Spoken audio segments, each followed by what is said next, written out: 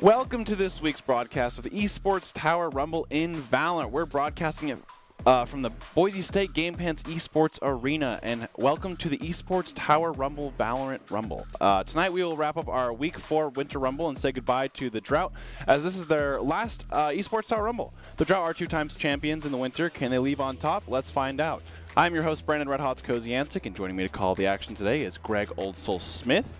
And Greg, I just kind of want to get a couple opinions on you in terms of like what you're thinking about like the current agent choice, and do you think that now there's kind of time has lapsed? Do you think that Chamber will maybe be kind of in part of that rotation, or any new agents that you'd like to see as well? Yeah, I think Chamber's a good point to bring up. I really think we'll see a lot more Chamber, especially that we've been seeing him picked a little bit more frequently. Just kind of getting that econ boost from his weapons and just really utilizable anywhere. Yeah, I think it's really cool to see kind of his Sheriff eco that we've seen a lot, especially that first round where we've seen kind of just buy those 4 bullets and obviously hold those long corners that you would with an op or a marshal and stuff like that. And it's also a really good just bonus round because you can just buy like 8 bullets and there you go. You have basically an essential cross-map marshal for cheaper. So I think it's all good. We can look at the bracket here. We can see kind of the landslides, how they're by. They beat the eruptions to get to the grand finals. So landslides are back for the first time.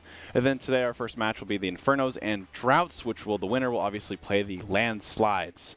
And this is, as we said earlier, this is the Droughts' last Rumble. If they can end on top, obviously that's really cool. But they've played really well so far. The one thing is Neon has also been out for about a month now, so that's we kind of talk about those agent picks and stuff like that. Maybe maybe Neon today, you never know, stuff like that. You never know. And so I'm really excited to kind of see that going and stuff like that. I think these Infernos have obviously been playing pretty well, so I think those have been pretty good. Get the Doc's keys to the game, which in Valorant you want to flank efficiently, spend and peek wisely, diminish their econ and loot, and dominate angles. These are presented today by Esports Tower. Scroll Pro advice at esportstower.com. Improve your game sense, improve your team play, and improve performance under pressure. You'll get matched with great players and professional coaches to help you rank up. Thank you, Esports Tower. And this match we will actually be going in at halftime, so it'll be 8-4. So basically, we've kind of got these teams that'll be back and forth. It'll be pretty fun to kind of see at this. It is going to be on the map Ascent. I really like Ascent. What are your kind of thoughts on Ascent? I don't know. I don't ever really like playing Ascent just because mid-control is so important, and I'm usually an initiator, but it really is a good map, and we see it picked pretty often in pro play. Yeah, absolutely. I think it's pretty fun because I think a lot of teams kind of play this differently, and they kind of approach offense and defense kind of as a team differently. Sometimes we kind of see those hard forces A or B, or sometimes we see like a lot of kind of fan out, play standard, play slow. So it's pretty interesting to kind of see. By the way, the Droughts are leading 8-4 for this half, just to let everyone know. The winner obviously will play the landslides in our grand finals, but like I said, I think this is a very fun map, and I obviously want to see the agents as well. I think, like we said, I kind of like that agent diversity. This is the old patch as well, so the changes to Brimstone, Omen, and stuff like that, and Astra as well have not fully hit yet, so I could obviously see Astra still being picked basically 100% of the time. Yep, Astra, Sova, Jet definitely. Oh, yeah, absolutely. We've had a lot of, honestly, speaking about Jet, that's a great topic, is the last few weeks in the Esports Tower, these Jets have been going crazy. I think every Jet and every team has been essentially top fragging and playing out of their minds, so yeah, that's true. I'd love to just see if that continues. Obviously, when Jets are popping off, it's very fun to watch. I feel like Reyna is a must-choose on this map, at least for one team. Almost every time, Reyna, people love playing Reyna on this map. Yep. So we see a Reyna and a Jet on one side, giving a very attack feel from the Infernos, which now might be their time to shine with that. Classics will say kind of earlier, the pistol round, they're kind of hard forcing this A, thinking that, you know what, we're going to go 5-man in and see if we can take everything. Reyna does get the overheal for a little bit of time. Prestigious get a flank from Generator to Hidden. And it's good to see a 4v3 here. Some pretty clean take on the site, honestly. Yeah, they've kind of got him backed up in there, and we don't see a real flank attempt anymore. So it's a pretty clean, line up, and Spike is already down. Absolutely. We're kind of seeing this post-plant play, too, in terms of, okay, 1-for-1 there. Prestige just actually stuck. Yeah, that's unfortunate. He actually can't get out of this. So if they actually kill everyone but Prestige, they can't really do anything they can just hang out. At this point, though, I think the wall will actually be close to dying, and they're just kind of playing this post-plant. Really well played by both of them, just not greeting for the kills here, and honestly just playing time. And that's honestly what you want to see out of your team. I think too many times people want to be the hero of, hey, let me get a free kill, stuff like that. We've seen it way too many times. So great first round. Yeah, it was. I kind of like that. The full rush, just kind of take site, play post-plan a lot, because a lot of times I think, like I said, people will take site pretty easily. It'll be like a 5v4. They get one pick, which is huge, and then they'll just be too greedy. They'll go up to heaven. They'll go 1v1s like this or 1v2, and the next thing you know, it's a 4v4, and then it's a 4v3, and you're like, okay, guys, what kind of happened here? We had numbers. Yeah, it's important to have that mindset change from once you've already taken the map, then you're back on the defense, and you can't keep playing attack because you don't need to take their spawn. Exactly. You just got to play post-plant. You got to play time. Yep. And it's good to have that. It was a full push, but it wasn't a dirty push, and they knew when to stop. Yeah, Infernos do take that round pretty convincingly, and they're going to obviously do the classic Spectre buy and stuff like that. We obviously see Jet with the Marshall has kind of the standard, has set now. And we're going to see him kind of going on to B. Some action there. Solix does get the kill. Yeah, and he snuck one in. Should be able to get. Oh no. Doesn't check left. Does not check his Okay, angles. Jake does got his back, though. That was a close one. Indeed. Low health because of it. Starting to pry all the way in. A little bit too much great shots by that Evan there. Yeah, well and that's a fast round. Yeah, that really was. There was not a lot of people deep in the site, though, so they kind of took them as they walked in. Yeah, I kind of like the approach where they kind of went through Marketplace and then, had 3 in Marketplace, and they had 2 actually kind of in a flank/lurk. Yeah. One thing I've kind of been seeing a lot and hearing about is basically this lurker where you're kind of having your sentinels on offense play lurk. Yeah. So I've seen a lot of teams, especially like in pro play or even, just in general, they'll send like Killjoys on offense to kind of just lurk around. Definitely. And they'll play these big lurk angles where they can kind of set up traps and stuff like that. And so, especially considering that on the attack, it's nice to have them watching out for flanks because those sentinels can kind of lurk several hallways at once by throwing down a lot of utility. Yeah. Absolutely. And we'll say, you were talking about Reyna earlier. We do see Reyna a lot on this map. I will say a lot of the kind of recent meta-ish is actually the one duelist and then kind of an initiator to make up with that great shot by hitting there. Wow. Yeah, they're playing it well around these smokes right here. This is Inferno's bonus round from round before, so they're actually be kind of, down technical gun power here. Sure. 3v5, though. They do get plant off, which is huge. Zed Evan a little bit trapped here, too, coming on both sides. Decides to push out for it, and the angle isolation is just not there, so he's taken. Prestige thinking about doing a little bit of spray through the smoke. We can see by the lasers. Oh, gets one. Ooh. Oh, wow. 2, the bomb is probably defused. It's a great wall there, honestly, by Sage. But on it, that's not really that bad. I mean, Jake actually ends up going it with a Phantom, so I don't think he's too upset about that. Yeah, that's one of the things that you have to be careful of when you try to go for the strat of planting the bomb and then leaving the site to force them to search out more area before they can defuse, because they can kind of just push you out, once they've locked down an area, especially with that wall makes it so easy to just say, well, it doesn't really matter where you are because now you can't get back in. Absolutely, and I think a lot of the strats actually kind of been is like most post-plant kind of teams. Sometimes teams will play really far away with multiple that can stop bomb plant. Right. So when you don't have that many tools of stopping bomb, you have to be kind of careful of not going too far. Wow, they were ready for that one. They know it's a full push. Ooh, going in with the bird does not see a whole lot. A little bit of stop from Marketplace. Ooh, Prestige got caught on that door there for that dash. Able to recover from it, though. Starting to try to catch that other one. Great Killjoy ult coming out, because I think the Hunter's Fury was actually ripped last round when they were retaking. Jet's in the corner here. We're going to see, Orthodox, great shot from Prestige behind. Still 4v3 here for the side Infernos. Ooh, Solix gets a great pick. Oh, gets another one. Ooh, Slexic doing great back here. Yeah. Trying to hunt down that last one, going around the corner here. Yeah, you got green for the last one. Oh, and Hidden's actually going to take 2 down, and this is when obviously 2 members are going to start playing a lot defensive pretty quick here. Yep, because they should have to start. Okay. Yeah, and that was an instance of them getting too greedy. They didn't need that last kill. That was set up for an exit frag. He was, Hidden was not pressuring the bomb at all. So they could have just let him have his gun and didn't need to die those people down the hallway. But it's all right. They figured it out. These last 2 were just hanging out. Yeah, Infernos should be able to take this round to make it about 7-9 here, which starting 8-4, I think going 7-9 is pretty ideal for you in terms of the only round you've lost is the bonus round, which, most times is pretty expected in terms of you're just kind of hoping to get as many kills as possible. Right. And they actually ended up having Jake stayed alive there as a Sova in the end and got a free Phantom. So the one, I guess, the downside to that is he doesn't get a ult charge with the Sova ult being, 8 charges, so that's a big cooldown there. But I'm really liking these kind of attack defense here. Is there anything you kind of want to see more of, or you're kind of liking so far? Yeah, I like the setup of having a team that's more attack-heavy on their build, and then a team that is more defense-heavy on their build, so that one takes the half, and you're really fighting for every point when you're on your down half, and then you have an easy day on your other side. I think it just makes a more enjoyable game overall to watch. And we see now that Infernos were down to come in, but now they have great momentum as they're on the side that they kind of picked for. Yeah, and I think the momentum that you were kind of saying there, I think momentum is really huge for attack because we've kind of seen teams, going up on this 3 3-0, 4-0 start, or even like right now it's like a 3-1, 2-1 kind of start. Yeah. And then they kind of get beaten for 2 rounds. The next thing you know, you start second guessing yourself of, oh, was this full on rush not working? Oh, we need to play slow. We need to play default. Even though beforehand they could have been the rushes that were working for them. So Definitely. Yep. I think a lot of it sometimes just kind of taking the time and figuring out what is genuinely the problem rather than just kind of hindsight being like, well, we can't rush there. Right. You know, stuff like that. Yeah, and I like how you say that it's more on the attack side, and you don't see as much momentum causing as much issues on defense just because you should be playing pretty similarly every time. It's more methodical and more solved, should I say, the defense side. You can play cheeky things for sure, but not as much as attack has kind of the ball in their court. Absolutely, and I think, like you said, also is the Inferno comp is kind of geared towards this attack here, so it's no surprise that maybe it was an 8-4 on the defense there when they do the attack power to kind of get that attack going. Yeah, I don't think they were worried about that, and an 8-4 isn't bad considering you could end up with 9-3. Yeah, and 7-9 right now. So, we do see here the Chamber ult actually out here. Tour de Force taking care of the Owl Drone there.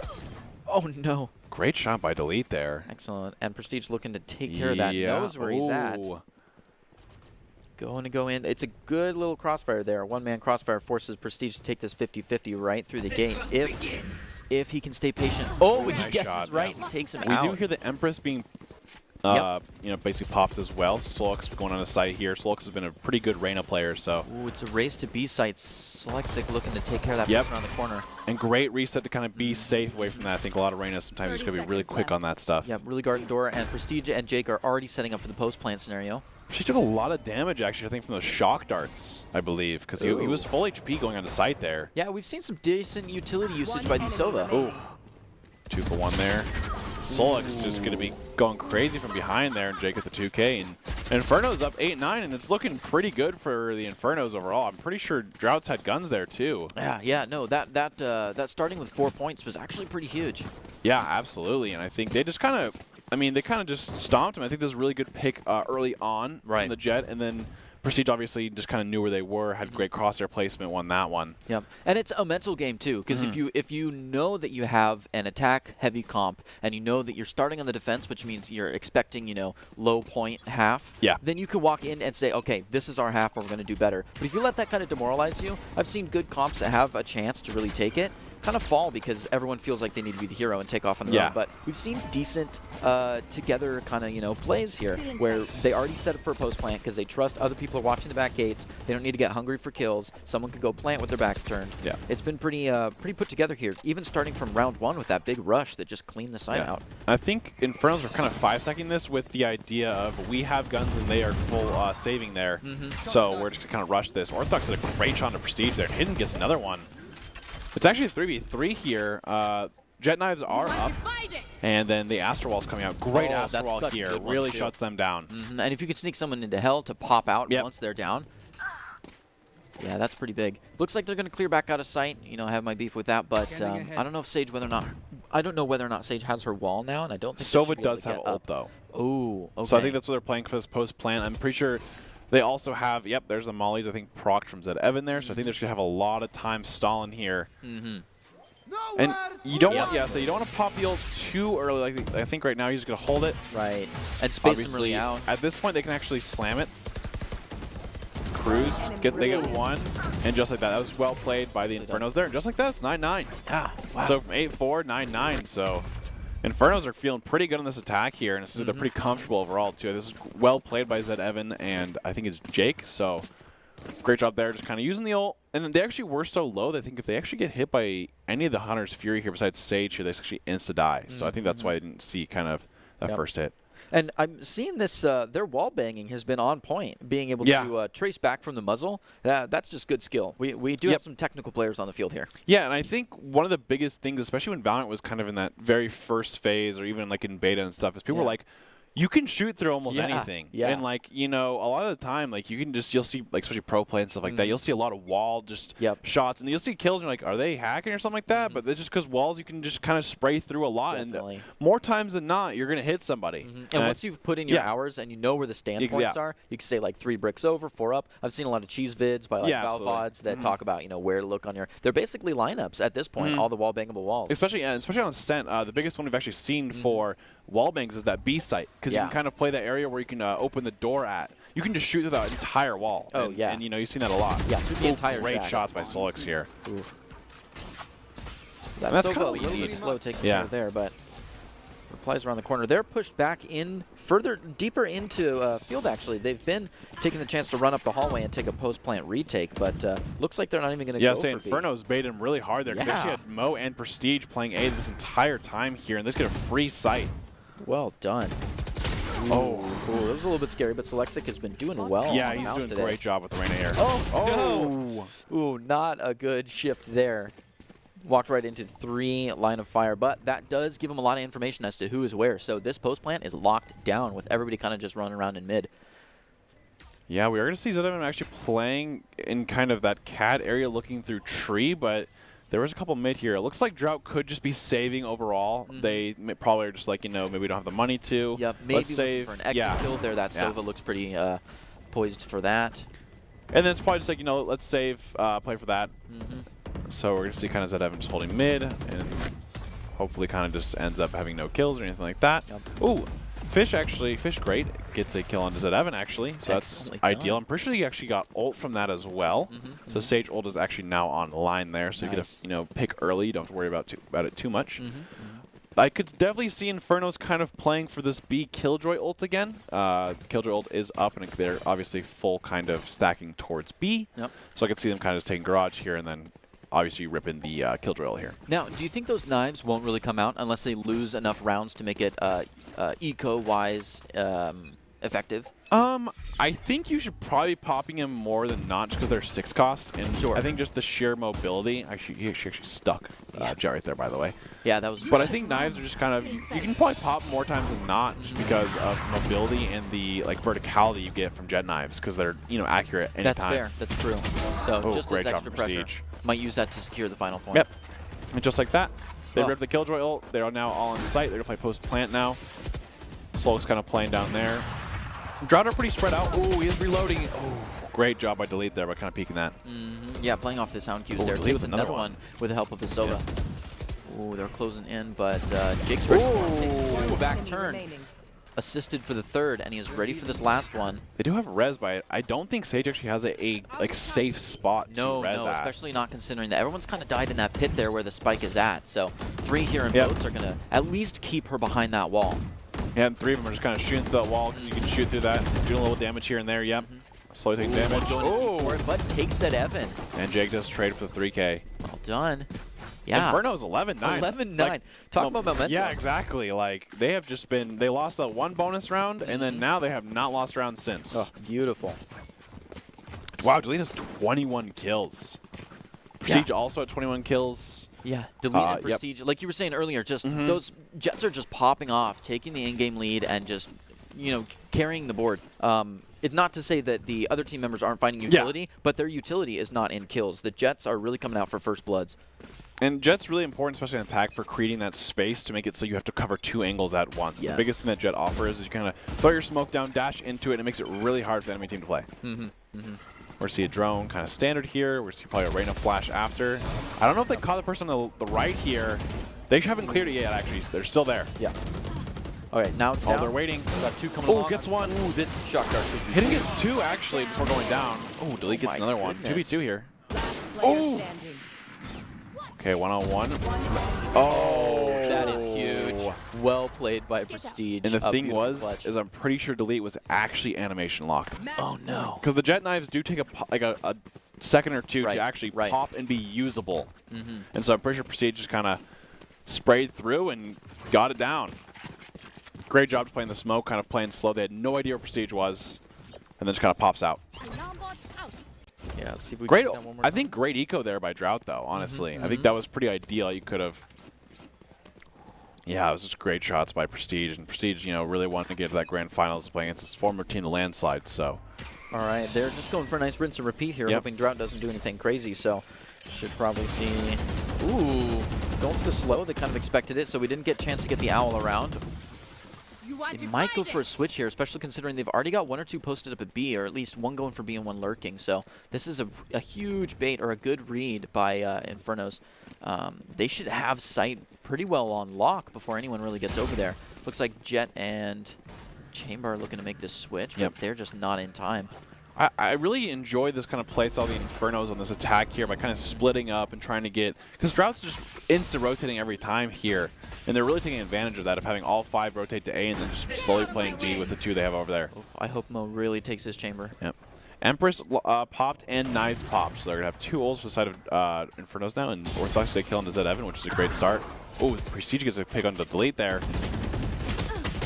Oh. 3v4 here now, actually, in the side of Drought. Another pick from Solix. Just letting that radar keep scanning, trying to cheese him in. Cruz gets a pick onto Solix. Last player standing. Hidden, another pick. 2-on-1 here.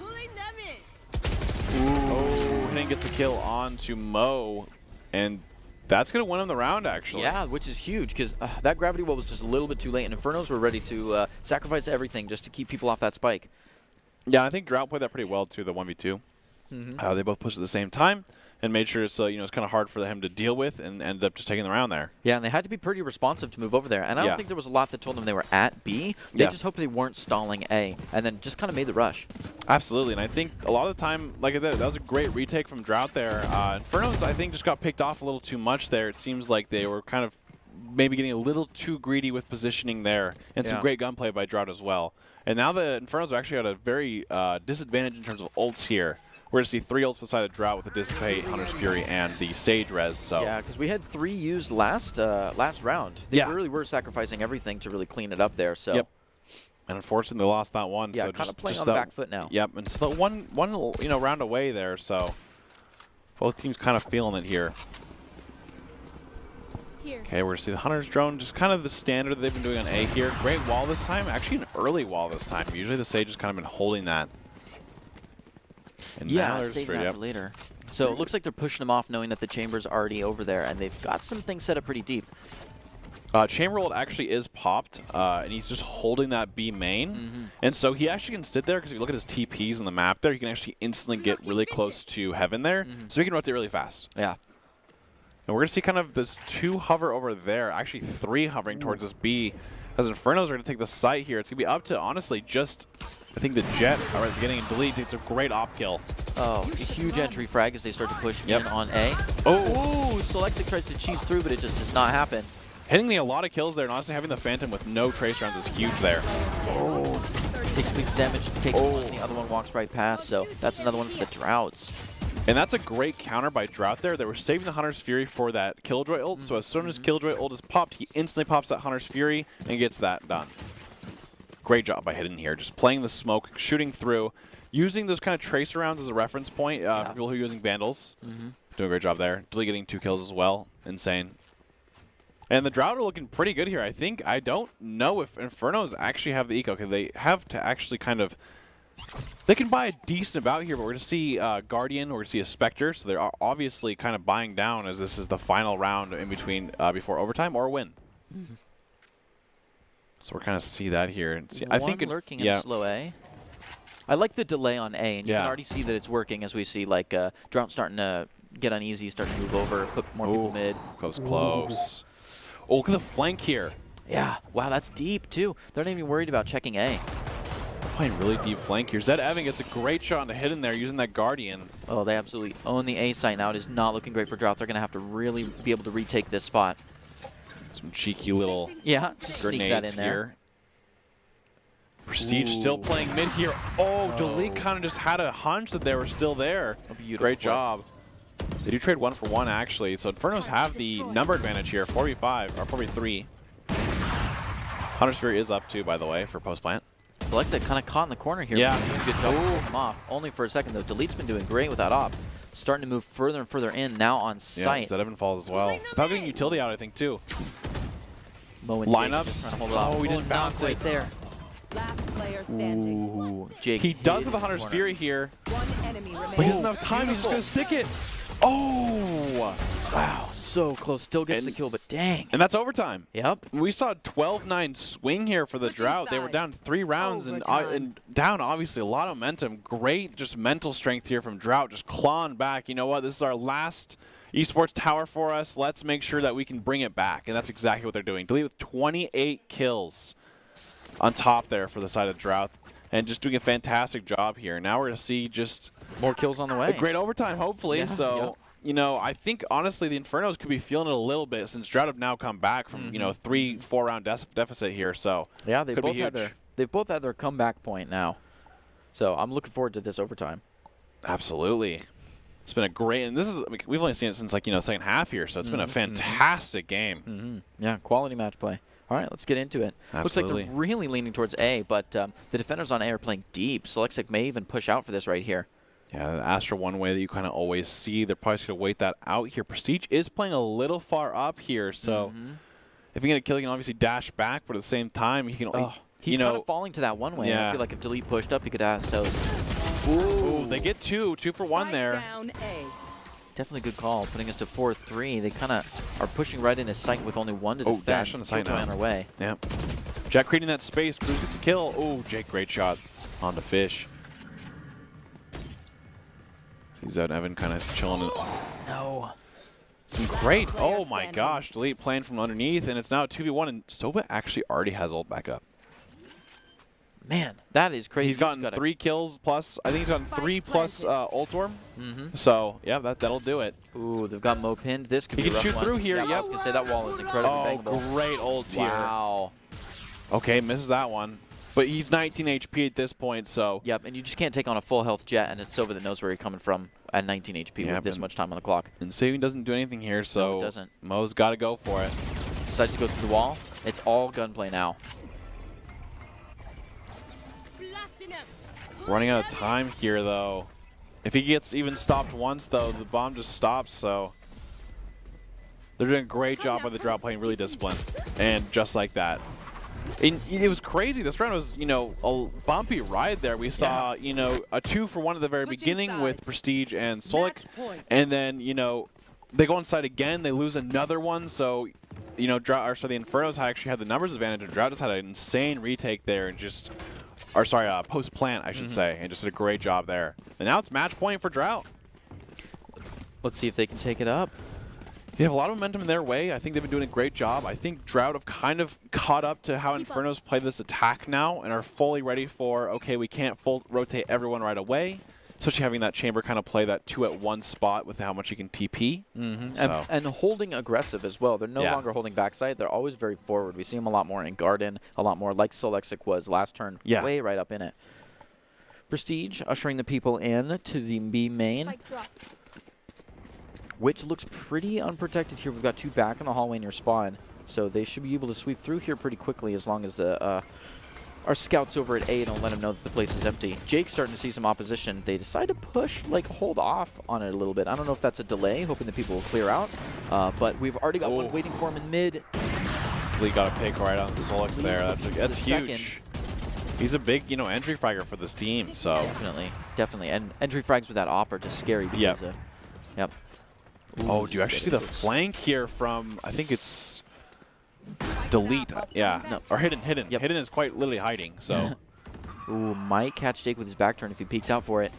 And Jake's probably be playing this post plant here, so I think Hidden's just going to. Oh, there it is. Yep. An assassin in the night. Well, now they've got info that they're down there, so no longer Hidden, but that was such a free kill. I'll say, and Infernos are actually getting pinched here by Drought because Hidden has this insane flank. And just like that, the Drought are actually going to take this series and play the, they'll move on to the grand finals and play the landslide. So, honestly, just incredible mental fortitude there. Yeah. And, you know, going at it alone can only get you so far. Ultimately, if you want to increase your chances of success, you have to level up your teaming skills. We just saw in the last, you know, game that the Droughts had a phenomenal just, you know, mental fortitude and just teamwork there to end up the game. Esports Tower really takes the time to create teams of well-matched teammates. I'd like to give a shout out to Coach Halter, and if those who haven't watched, haven't checked out Esports Tower clubs, you should. It's a fast track to rank up. And then we can also take a peek at the standings to kind of figure out how they got here. Obviously, the Droughts beat the Floods, the Droughts beat the Infernos, and now they will meet the Landslides in the grand finals, and this should be a banger. Landslides have yet to win this winner. They did a great job in fall, and Droughts have been the 2-time champ here, so they'll be facing off in the grand finals as their final rumble. So anything you kind of want to add before we go to break here? Not really. I really like that team play, especially hidden right at the end. Really walked away with that round, just having great positioning and trusting the other team would follow up on the backside. A beautiful pinch right inside on the spike. Absolutely well played by the Drought there. And both teams, honestly, Drought finished that off and will be in the grand finals versus Landslides, which will be right after this break, so do not go anywhere.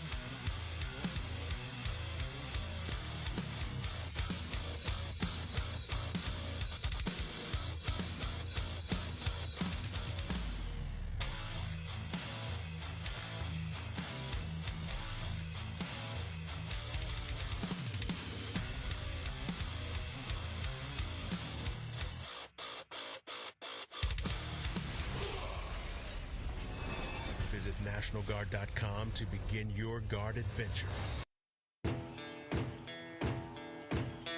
Here are a couple lessons I've learned over the years. Friendships come in all shapes and sizes. And always buckle up. Seatbelts save lives. That's a rule we can all live by.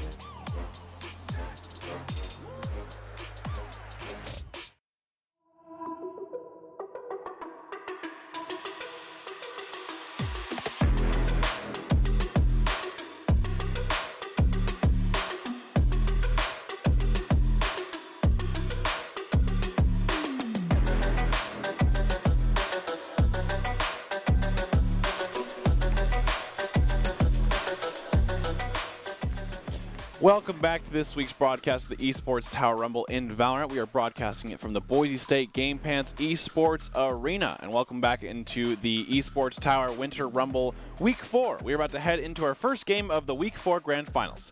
The Drought are looking to pick up a win in their final Rumble while the Landslides look to return to their formal glory.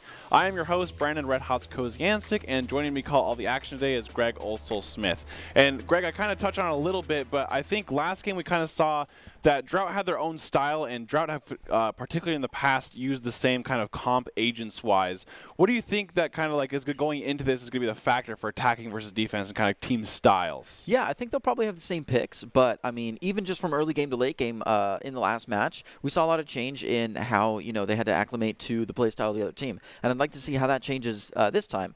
Whether they start off playing true to themselves and then have to kind of change to fight against the Landslides, or if they just try to brute force it their own way. Yeah, absolutely. I think we kind of saw some good picks as we saw. We saw the chamber being actually utilized from Drought there and doing a great job of kind of holding that down. And Hidden obviously still playing that Astra, doing a great job there. So love to see kind of this back and forth, and hopefully we can kind of see, obviously we just saw the game on Ascent. So, Ascent's cool because we can see a whole new kind of game with that. We can see the bracket here with the landslides, being eruptions to take it on, as well as the droughts that we just saw the game before this, playing the Infernos. This is honestly a great grand finals, especially as much as we could ask for, with landslides kind of coming back to glory and the droughts, their last play. So I think it'd be a great, great 2 games, best of 3 here. I'm really excited to see this. Yeah, I'm really looking forward to it. Absolutely, and I think overall, I'm just really excited to kind of get into this again. Grand finals are always hype because you get that best of 3, so teams kind of get into a different mindset. I think the biggest thing, obviously, is when you play a lot of best of 1s and stuff like that, I think a best of 3 really kind of takes you for a whirl, because when you get done to that first game, it's not over yet. You got to kind of keep your brain in it to kind of focus up on, hey, we still have another game to go on. It's not over yet, And we talked about this last game with that just uphill sweep that we saw from both teams, knowing, we're an attack kind of team. Yeah. Let's do better on the attack. Let's just take every round we can in the defense and don't be demoralized because of it. Now you have map picks. You could say, oh, attack, defense, whatever, but Haven, this is our spot, or Ascent, this is our spot. Yeah. So and that's huge in pro play. And when you start getting up into best of 3, 5, 7, so it's beyond endurance and beyond team play and understanding the other team. It's comfortability too. Yeah, absolutely, and I could honestly agree more, because a lot of times, sometimes scrims, you're actually playing those best of 3s, so sometimes you're going to have that little different mentality of like getting back into that. And we can go to Doc's keys of the game here, which is in Valorant, you want to flank efficiently, speak and spend and peek wisely, diminish their econ and loot, and dominate angles. This is brought to you by Esports Tower. Scroll report advice at esportstower.com. Improve your game sense, improve your team play, improve your performance under pressure. You'll get matched with great players and professional coaches to help you rank up. And those Doc's keys, which, always got to be thinking about those during these games, because they are pretty huge in these games especially. We've seen a lot of flanks like we saw, obviously, with Hidden last game, and hopefully we can kind of see that again, because, a lot of these peaks, like lurkers and stuff, make a huge difference in these rounds. Yeah, we talked about flank stopping, but we never really saw it happen. I feel like that Killjoy could have had more utility on stopping Hidden, or, hanging back towards back of the pack and setting down the turret, not to create space, but to secure space. Absolutely. And make sure they don't get followed up on. And I think, obviously, those flanks have been huge. Like we saw, the Hidden, they had no idea they were even close to being there, and end up getting 3Ks. The next thing you know, when you're, have both sides to look at, it's really get overwhelmed and stuff like that. We see very typical picks from this side, except for that Viper. Not something that we saw last turn, but something I love to see. Yeah, I don't think Viper's too popular on this map, just due to kind of her smoke spots, but I always love just seeing the comfort on these picks. I think Fish and that team kind of realized, hey, honestly, the stage wasn't really working for us, or I wasn't feeling too useful on the stage or my utility, so I'm really comfortable with Viper. Can we play Viper? I think that's what that kind of is, and I think that's honestly very fair, and just kind of give them that comfort. Sure.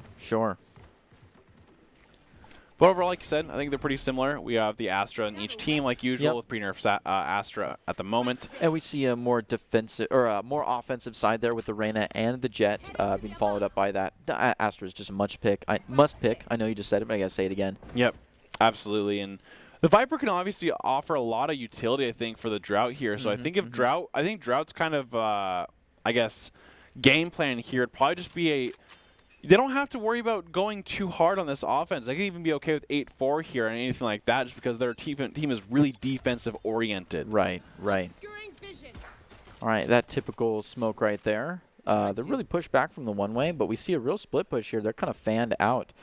Maybe a little bit of walking back towards mid or B, mid or A, but mid has already been taken pretty hard by our defenders. Absolutely, and Cruz is kind of just holding this angle here. Peek here from Vapor, and Muffins. Wow. Gets one. Ooh. Takes both. Yeah, so they actually trade 1 for 2. The Archer starts 0 for 2. And they're going to take A site. Yeah, wow. That's the problem with that fan and trying to be really aggressive in mid is now we actually have Jet hanging back in mid. It unfortunately goes down to Fengzi, but still, and that's the sacrifice for being able to take the entire site without a flank or without an unknown flank. That was pretty beautifully played. Orthodox trying to just hold down this site. I love that hold right there. The Viper, Snakebite, not even worried him. Kind of holding this long angle as Chambers do, and he's going to peek and actually just dash away there.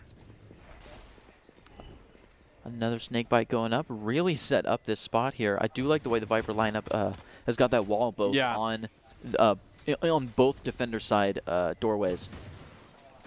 Absolutely there. One enemy remaining. Cruz gonna get a shock dart kill actually on Fang there. And it's now, yeah, 4v1 in there, and Crew's going to get a 3K to start out with, and which is, you know, great for that Sova to get that ult as fast as possible there, of course. Yeah, and that was low health, but Drought did walk out with 4 people, so that's nice for utility, and doesn't feed landslides too much. So we're going to start seeing eco difference almost to the feel of a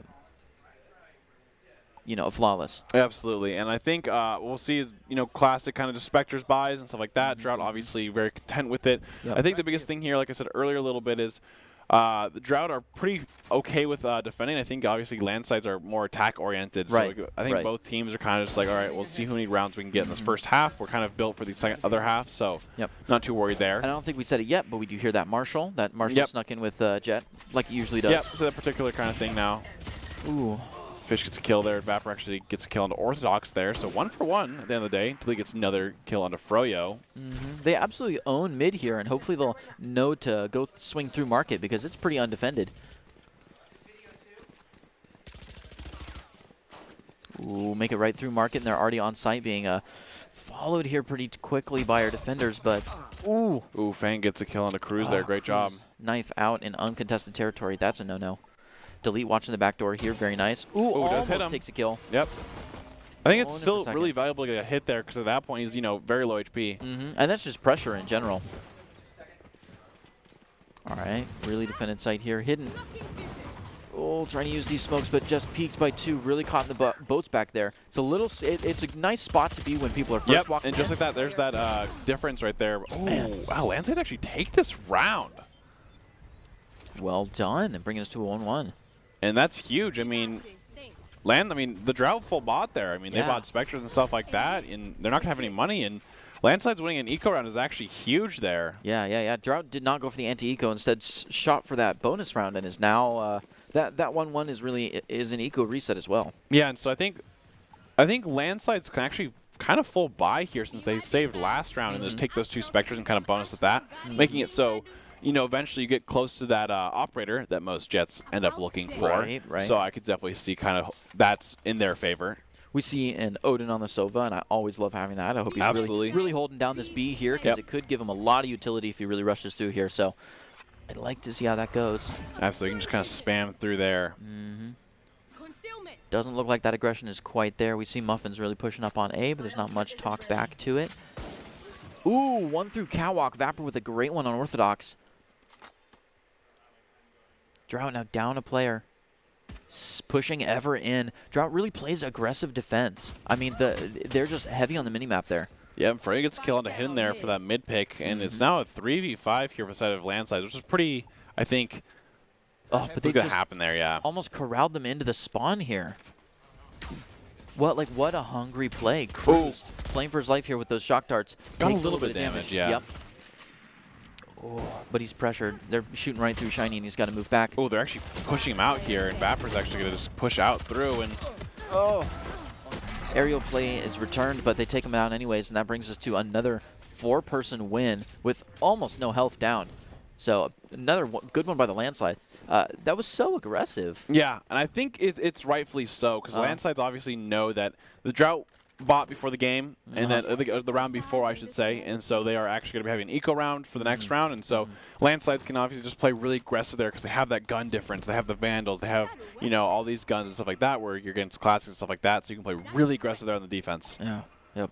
And we're going to see Vapor, like I said, he actually does have an op now, so he's got to save with that last round by just kind of ecoing with that Spectre given to them by the Drought there, so it's going to be really hard to deal with. We've seen Muffins kind of hang out here and just do their post, but now it'll really be important as we see a 4-man push right onto that. The one still in mid, uncontested. Looks like they're swinging around to think about that as we see. Ooh. Orthodox does actually have an op to note. Oh, and Vapor takes down Orthodox in the operator battle. Just like last turn, but this time more important because the op has got to switch hands or be lost. A much more stable hold from the Landslides this turn.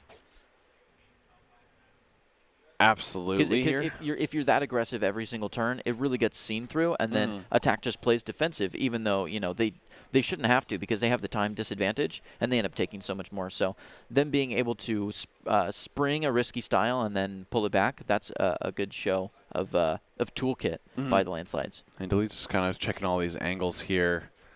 looking, just making sure that, no one's flanking so far, or, just making sure that they can get a pick or anything like that. So we'll take that.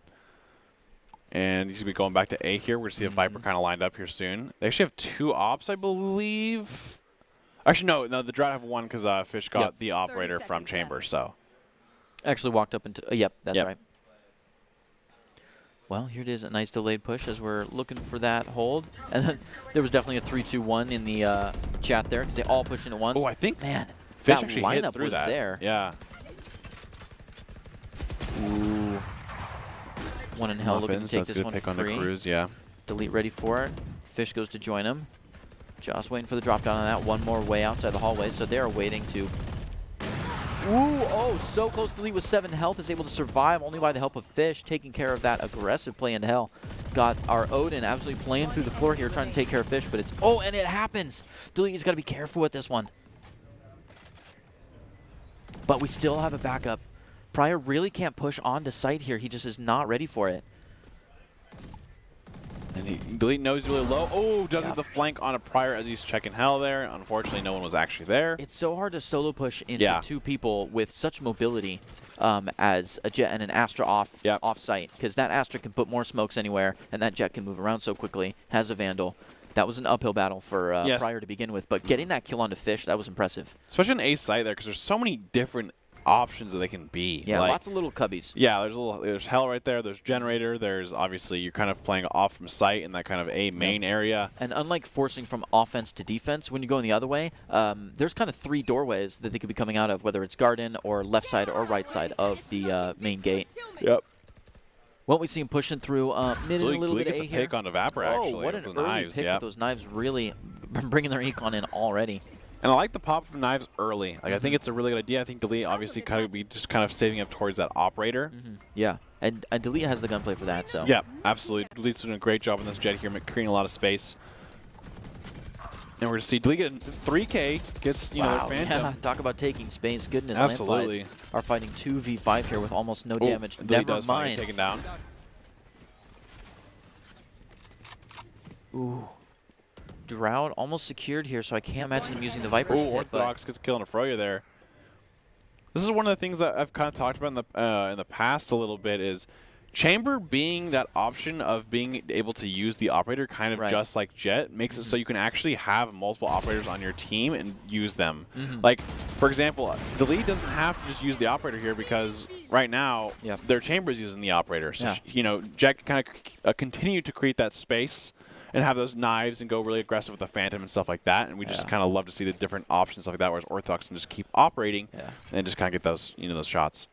1 second, peeps. I gotta visit the Astral to And, Drought doing a great job because, I mean, it can be really tilting to kind of lose that first round, but if there's anything that we've kind of seen tonight especially is that Drought's mental seems to not really waver in the slightest. Like, I think they just kind of play round by round and just figure out what's the best way for them to come back and what they need to do to win rounds. Yep, and they're okay with fighting that sweep. And I know a lot of times I have trouble, and I've seen other people have trouble with you start playing loose, you start playing quick and dirty, and just trying to get a point, trying to get up, trying to stop the momentum instead of calming down and playing more technically. Absolutely. But Drought does well at taking those losses and saying, all right, those are points on the board and those are behind us. We're playing with the econ that we have now, and let's do it.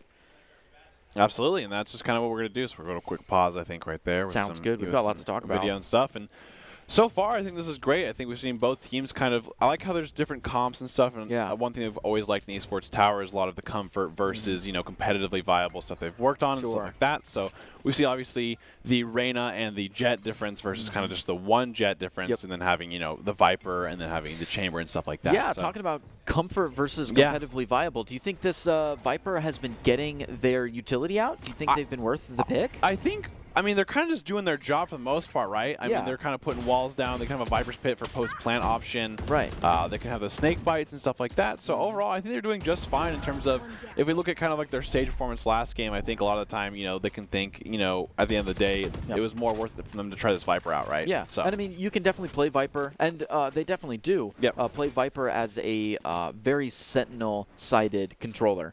So, because you can play the more initiative where you use that wall to kind of cut up turf and move in, but they're using it more to lock down what they already have. So I feel like that's a viable trade.